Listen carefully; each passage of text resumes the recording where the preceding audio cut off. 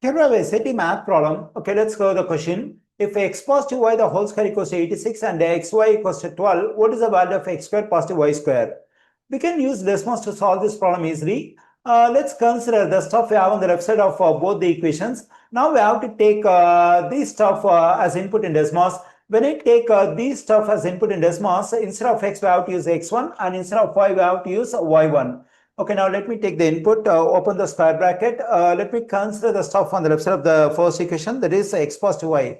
For x, we have to take x1, and for y, we have to take y1. It has to be square, comma. Now let me take the stuff we have on the left side of the second equation, that is x times y.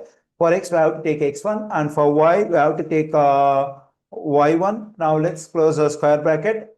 Now we have to take the tilde sign, open the square bracket. Now let's consider the quantities we have on the right side of both the equations. In the first equation, we have the value 86 on the right side. In the second one, we have 12 on the right side. Let's close the square bracket. Okay, here I got the values for x1 and y1. That means the values of x and y. Our aim is to get the value of x square positive y square. Okay, now let me take this expression as input.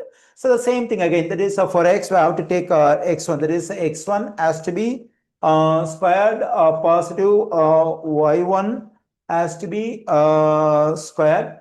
Okay, here I got the value of the expression x square positive y square. It is 62.